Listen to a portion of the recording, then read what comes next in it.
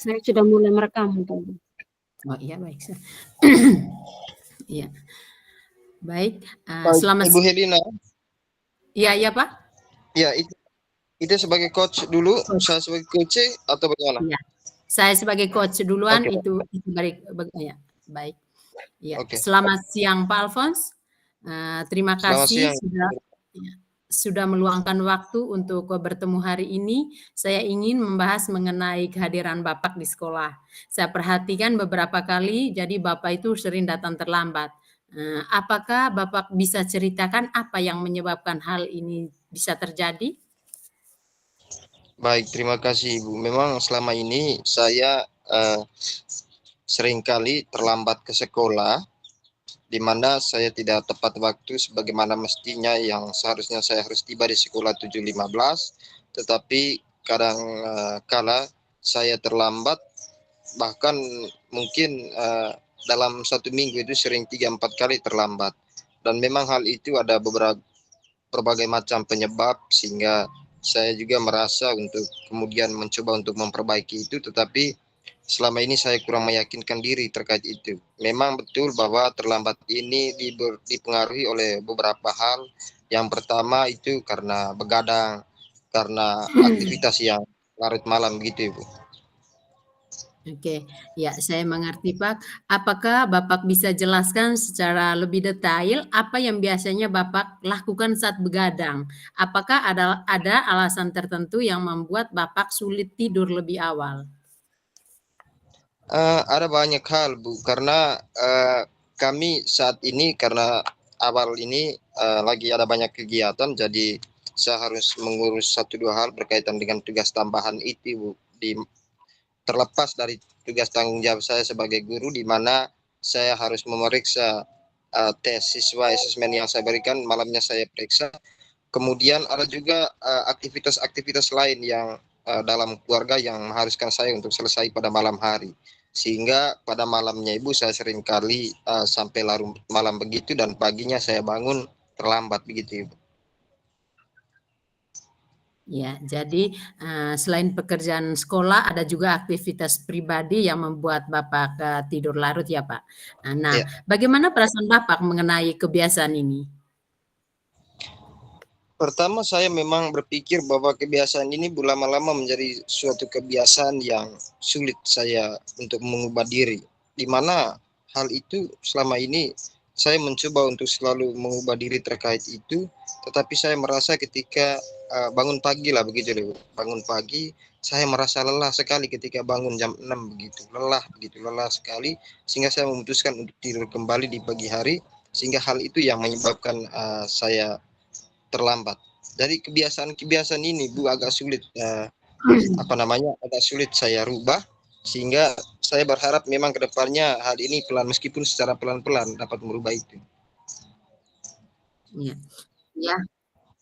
Begadang memang bisa berdampak negatif pada pagi hari ya Pak. Nah, bagaimana Bapak melihat dampak dari kebiasaan ini, terutama terkait keterlambatan Bapak ke sekolah? Apa pengaruhnya terhadap tugas Bapak sebagai guru dan terhadap siswa? Ya tentu sangat berpengaruh Ibu, sangat berpengaruh.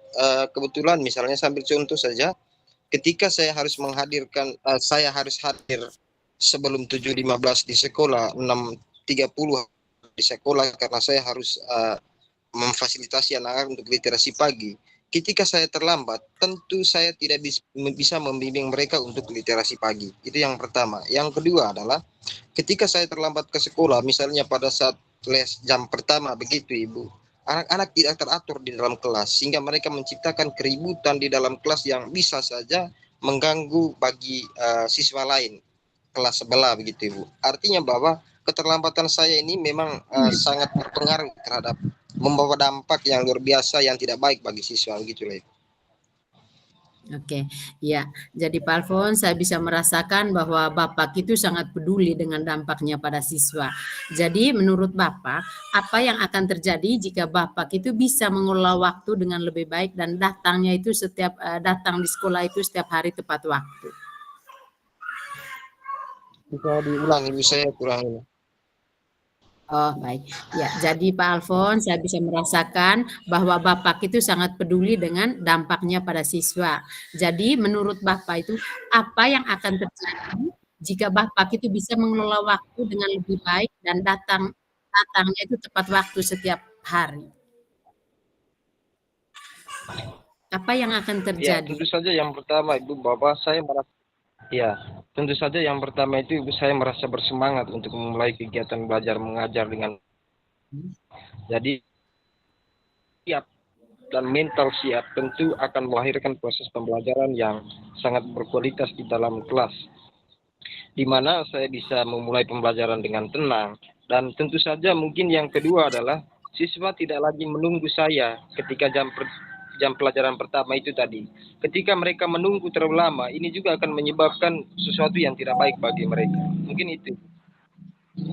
Oh, oke, baik Pak Alfons, itu merupakan suatu tujuan yang sangat baik Pak Alfons. Nah, sekarang mari kita coba tetapkan tujuan spesifik. Nah, kira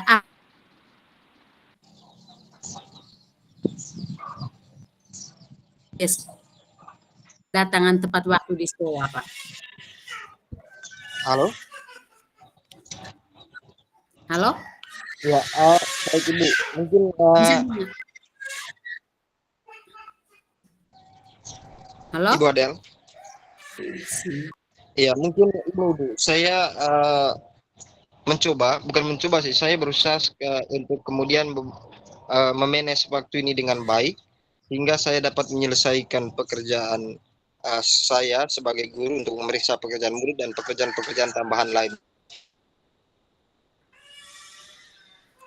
Sehingga ketika saya bisa memanage itu, maka saya berusaha juga tidak lagi tidur larut malam.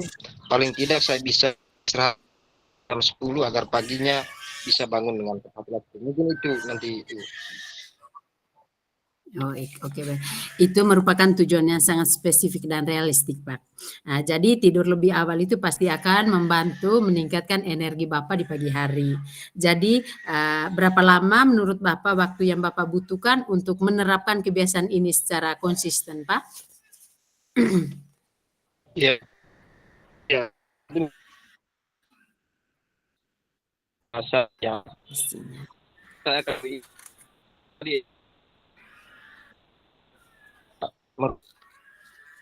itu sehingga ini bagaimana sehingga saat dan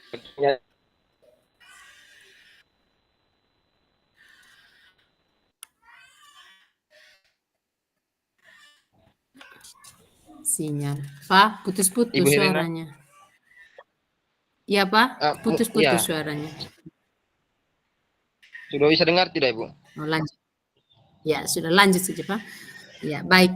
Baiklah Pak Alfons, sekarang mari kita bicarakan langkah-langkah yang bisa Bapak ambil untuk mencapai tujuan tersebut. Apa yang bisa Bapak lakukan agar bisa tidur lebih awal dan menghindari begadang?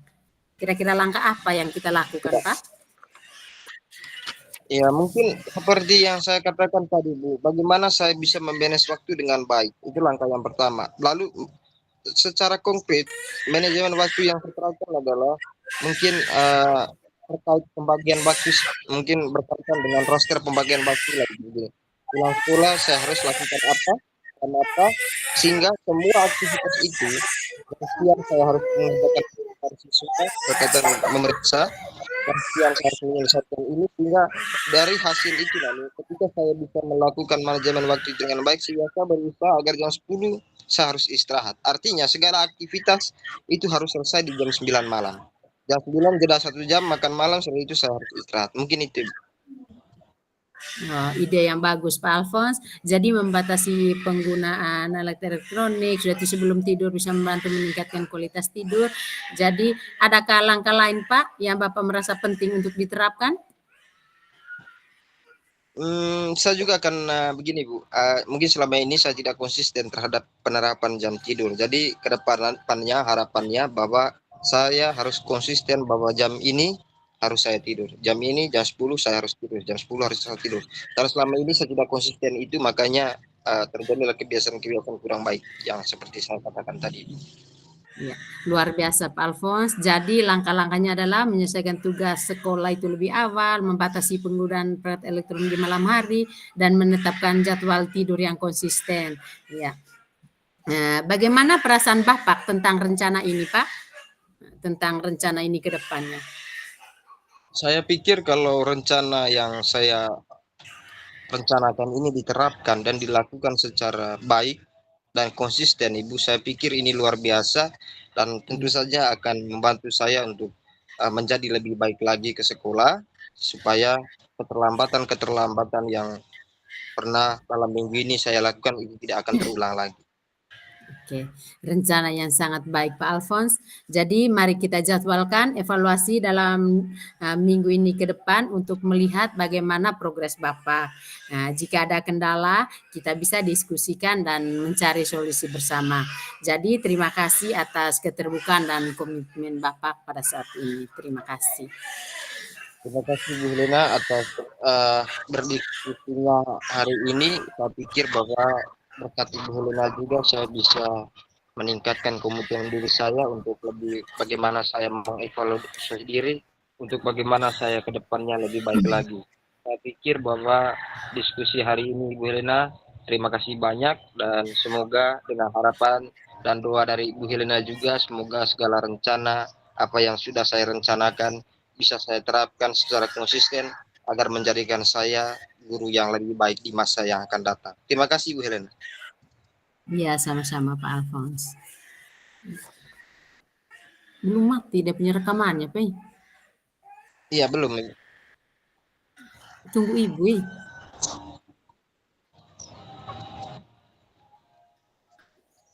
Pak Alphonse.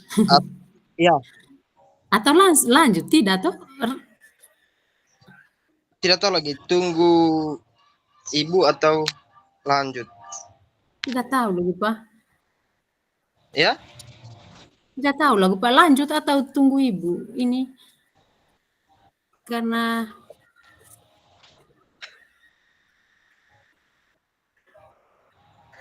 kita lanjut saja ya. Lanjut saja. Ya, tunggu Oke. dulu. Saya buka dulu. Tunggu dulu, Kak.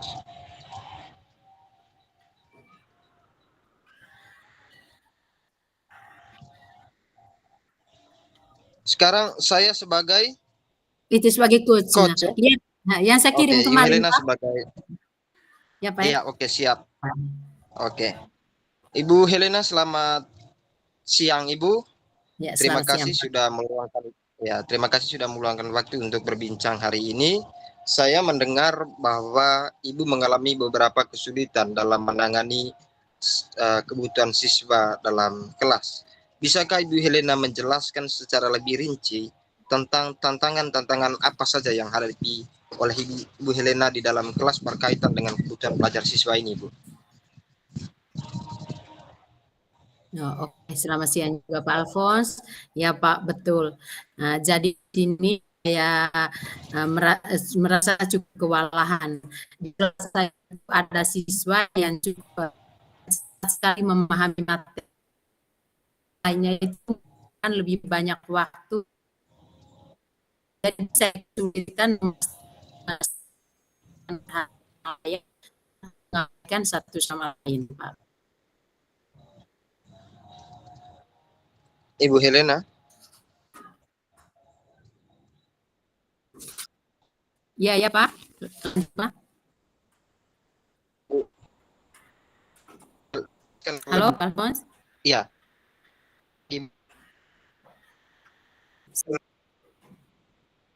Ya, lanjut Pak. Sinyalnya. Ya, masalah jaringan ini. Ibu Helena? Iya, ya, lanjut. Oke, kita lanjut. Saya tangkap. Iya Pak, ya. Oke, baik. Saya memahami situasi yang dialami oleh Ibu Helena menghadapi berbagai macam kebutuhan belajar siswa yang sangat bervariasi. Memang tugas kita sebagai pendidik untuk menuntut bagaimana mereka menuntut perhatian yang lebih kepada kita. Kira-kira menurut Ibu atau apa menurut Ibu yang menjadi hambatan paling utama dalam menangani perbedaan kebutuhan belajar siswa di dalam kelas ini, Bu? Hambatan paling utamanya apa? Oke, baik Pak. Hambatan yang terbesar bagi saya Pak itu bagi waktu dan adil. Saya lebih pada yang membutuhkan lebih lama. Ada siswa yang di sini mereka menjadi bos dan juga bingung bisa merasa terlalu mudah.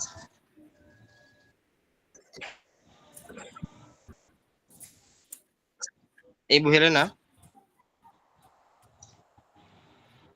Ibu? Ya Pak? Bisa diulang, Ibu? Bisa diulang? Lanjut. Kurang jelas. Iya ya? Ya. Apa hambatan? Oh, kurang jelas ya. Oke Pak, baik. Oh iya Pak. Jadi hambatan terbesar bagi saya Pak itu bagaimana membagi waktu dan perhatian dengan adil saat saya itu lebih fokus pada siswa yang membutuhkan waktunya itu lebih lama. Jadi siswa yang lebih cepat itu menjadi bosan dan kurang terlibat. Jadi di sisi lain juga Pak, saya juga bingung menyusun materi pembelajaran yang bisa diterima oleh semua siswa itu dengan baik tanpa membuat mereka merasa terlalu tertantang atau justru terlalu mudah Pak. Oke, baik Ibu Helena, memang saya melihat bagaimana situasi ini membuat pengelolaan kelas menjadi lebih kompleks Ibu, dengan karakteristik perbedaan gaya belajar, minat belajar yang ada dalam ruangan kelas itu. Jika boleh tahu Ibu, menurut Ibu, apa dampak dari tantangan yang Ibu hadapi saat ini terhadap siswa, baik yang cepat menangkap pembelajaran maupun yang agak lambat menangkap pembelajaran dari Ibu? Kira-kira dampak atau tantangannya seperti apa? Oh, oke Pak. Jadi siswa yang lebih lambat itu tertinggal Pak. Sementara siswa yang cepat itu mungkin mereka merasa termotivasi karena kurangnya tantangan. Jadi saya khawatir ini akan mempengaruhi minat dan prestasi mereka di kelas Pak.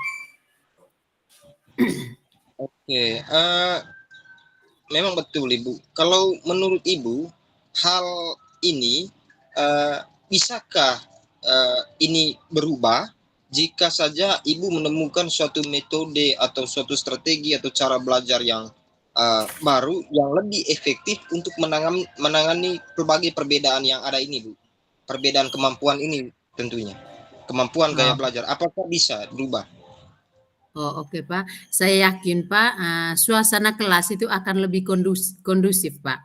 Siswa yang lebih cepat di sini bisa tetap terlibat dan termotivasi dengan tantangan tambahan. Sedangkan siswa yang lambat di sini akan lebih terbantu tanpa merasa tertinggal. Jadi di sini keduanya bisa belajar dengan cara yang sesuai dengan kemampuan mereka Pak. Baik, itu pemikiran yang sangat bagus Ibu. Untuk membantu mengarahkan langkah ke depan Ibu, mari kita tetapkan tujuan secara spesifik seperti apa. Apa hasil dari yang Ibu harapkan dari upaya ini dalam mengelola kebutuhan. Jadi apa kira-kira Ibu hasil dari apa yang diharapkan oleh Ibu Helena dari upaya yang nanti akan diterapkan seperti apa hasil yang diharapkan? Oke baik Pak. Ya, di sini saya ingin bisa merancang kegiatan pembelajaran yang memungkinkan semua siswa itu baik yang cepat maupun lambat terlibat secara optimal. Saya ingin memastikan tidak ada siswa yang merasa diabaikan atau bosan di kelas, Pak. Baik, luar biasa. Tujuan yang Ibu jelaskan itu sangat-sangat baik dan jelas. Sekarang menurut Ibu, apa saja langkah-langkah konkret yang Ibu bisa akan lakukan untuk mencapai tujuan tersebut, Ibu? Ya Pak. Apa terhadap belajar siswa Pak. Saya juga menyusun yang berjenjang. Saya bisa lebih fokus untuk memberikan bantuan kepada siswa yang waktu yang lama.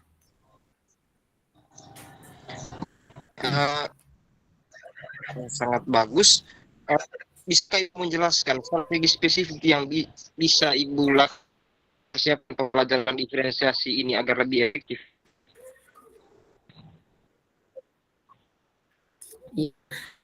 Baik, mungkin saya bagi siswanya dalam kelompok kecil sesuai kemampuan mereka. Jadi untuk setiap akan merancang tugas yang berbeda dengan disesuaikan dengan kemampuan masing-masing siswa.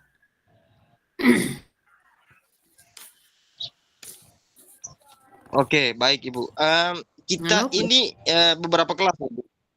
Langkah yang memang yang Ibu Helena terapkan nanti saya pikir bahwa rencananya sangat luar biasa, langkah yang sangat bagus. Bagaimana kalau kita menerapkannya di satu kelas dulu, Ibu? Misalnya kelas A, B, atau C, Ibu bisa merancang tugas dengan tingkat kesulitan berbeda sesuai dengan kemampuan siswa dan mengevaluasi hasilnya. Bagaimana, Ibu? ya saya setuju Pak. Saya akan mulai dengan satu kelas nanti dan mencoba merancang tugas yang bervariasi untuk setiap kelompok berdasarkan kemampuan mereka masing-masing Pak. Oke, luar biasa Ibu, sangat luar biasa. Selain itu Ibu, apakah ada sumber daya yang lain yang akan menjadi referensi atau dukungan tambahan yang Ibu butuhkan untuk memulai proses ini Ibu? Ya, mungkin saya membutuhkan saran lebih lanjut tentang strategi diferensiasi dan pengelolaan kelas yang lebih baik, Pak. Saya juga akan mencari referensi dari buku atau materi pelatihan yang relevan. Luar biasa. Baik, Ibu, ini idenya sangat sempurna. Jadi kita sepakat bahwa langkah pertama adalah Ibu akan mencoba menerapkannya pembelajaran diferensiasi ini di satu kelas dulu dengan melakukan asesmen awal. Setelah nanti asesmen, mereka akan dikelompokkan dan diberi tugas sesuai dengan kemampuan mereka yang merupakan hasil dari asesmen ini. Kita akan evaluasi perkembangan ini setelah 1 minggu ya, Bu. Bagaimana, Ibu? Ya, iya Pak, ini rencana yang sangat jelas dan terarah Pak. Saya akan segera mencobanya dan menantikan hasilnya Pak. Baik, terima kasih banyak Ibu Helena atas kesediaannya berbagi dan juga berkolaborasi. Saya sangat senang melihat Ibu antusias untuk mencoba hal-hal yang baru untuk bagaimana kemudian menciptakan pembelajaran yang interaktif, aktif di dalam kelas agar semua siswa bisa belajar sebagaimana mestinya. Ibu, kita bisa bertemu lagi minggu depan untuk mengevaluasi perkembangannya dan jika ada tantangan lain yang akan muncul selama proses kegiatan ini berjalan dan rencana Ibu nanti itu bisa kita diskusikan lebih lanjut. Terima kasih atas keterbukaannya Ibu Helena. Oh iya, baik. Terima kasih banyak Pak Alfons. Saya juga merasa lebih percaya diri dan siap untuk mencobakan pendekatan ini ke depannya. Ya, terima kasih ya Pak Alfons. Terima kasih banyak Ibu Helena, semangat, semoga bisa menerapkannya dengan baik dan akan memperoleh hasil yang maksimal Ibu Helena. Amin, amin, amin.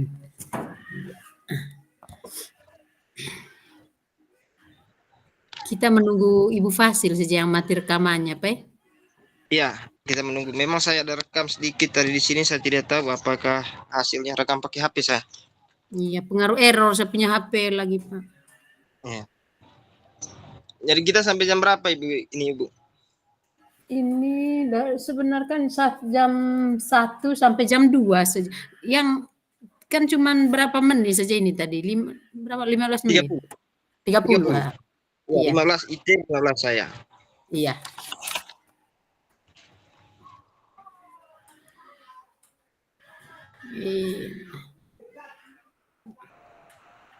Izin ke belakang dulu sedikit, Pak. Ya, siap.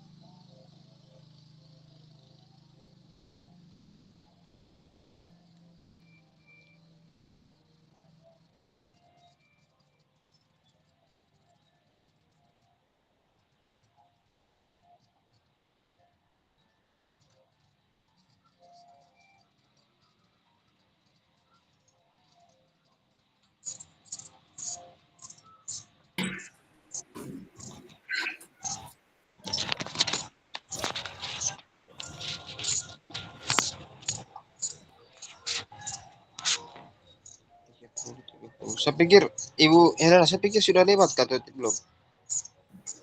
Iya, Pak, sudah lewat.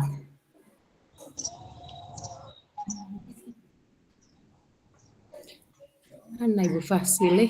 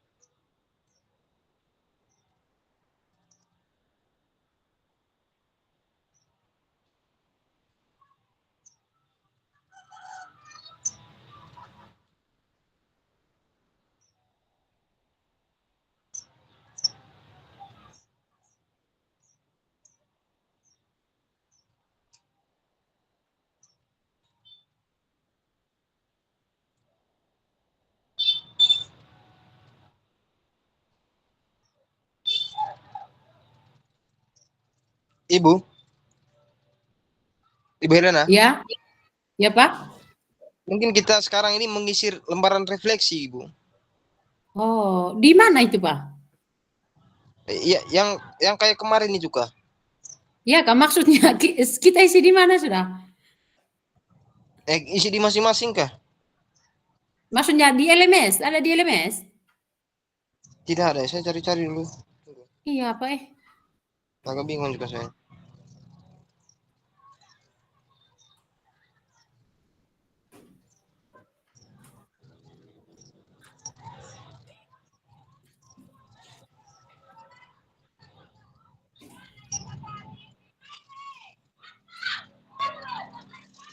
Lembaran refleksinya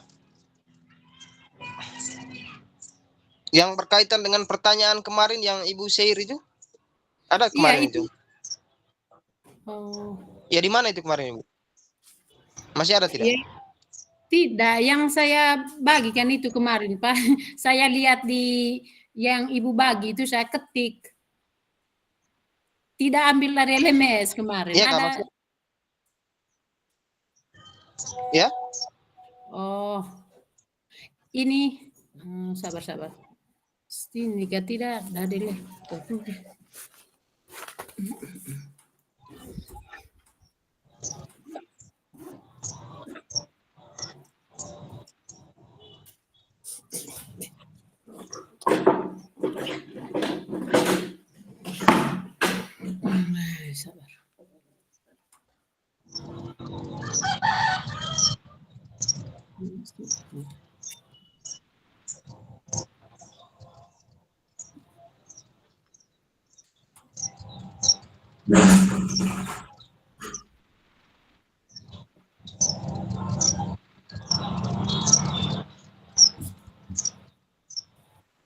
Ada Ibu? Tidak ada apa? Saya simpannya di mana kemarin? Sabar. Cari nih.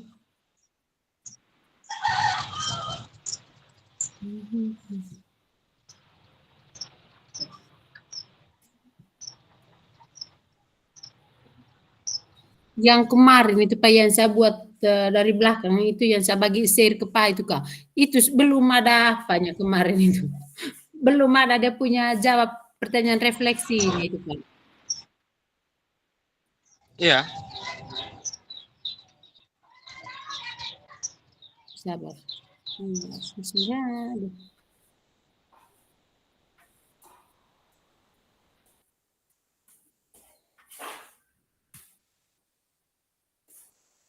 Mana sudah simpan kemarin? Sudah di sini.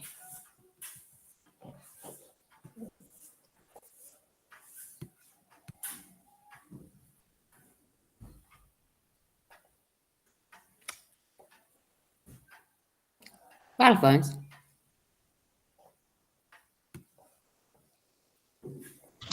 Dapat tidak Ibu? Ya, ini Pak, saya cuman lihat dia punya pertanyaannya saja. Ada pertanyaan refleksinya?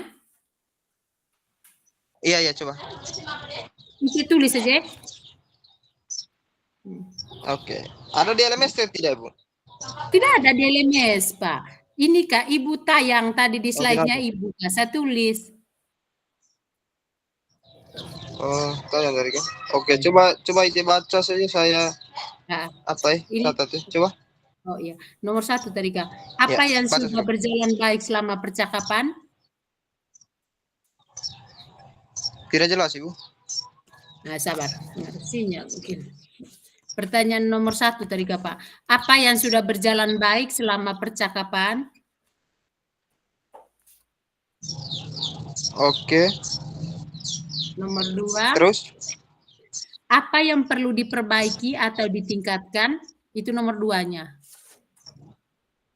Iya. Sudah? Iya. Terus? Nomor 3-nya, apa yang Bapak Ibu lakukan? Nomor 3 Ibu ulang, nomor 3. Apa yang Bapak Ibu lakukan untuk tetap dalam kondisi kehadiran penuh sebelum tidak jelas, dan saat. Oh, tidak jelas kah? Tidak jelas. Ya, nomor 3 coba. Apa yang Bapak Ibu lakukan untuk tetap dalam kondisi kehadiran penuh? Oh, untuk tetap dalam kondisi kehadiran penuh ya. Sebelum dan saat melakukan coaching. Sebelum dan saat melakukan coaching. Lanjut. Nah, nomor 4, apa yang Bapak Ibu lakukan untuk memperbaiki atau meningkatkannya?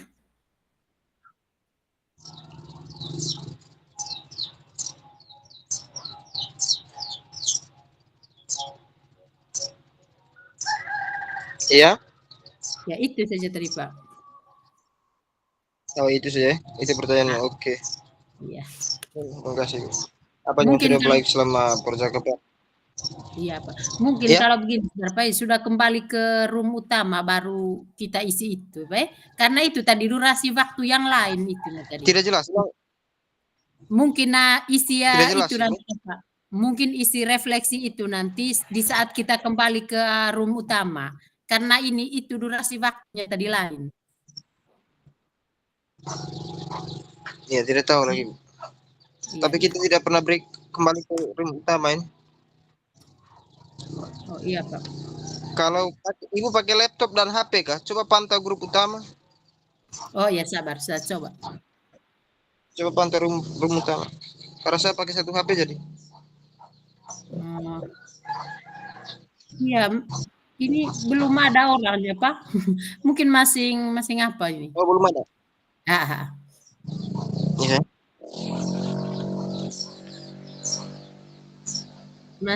apa? Masih di kelompok masing-masing, room masing-masing.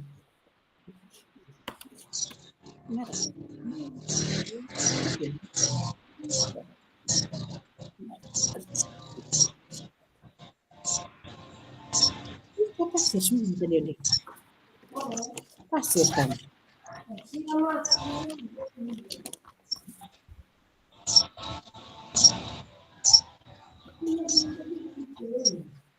Berapa? Tunggu berapa?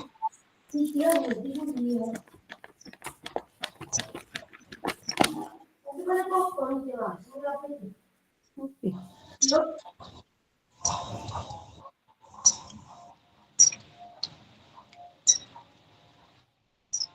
Jadi kita menunggu ini atau kita isi refleksi dulu ya? Oh baik sudah Pak. Iya. Iya Pak, supaya sama-sama dia punya ini atau beda-beda apa tidak tuh Pak? Kurang tahu lagi tadi. Ya, isi dulu ibu punya, nanti saya isi saya punya nanti kan. Elina ini sudah selesai, supaya saya hentikan. Iya Ibu. Iya Ibu sudah Bu.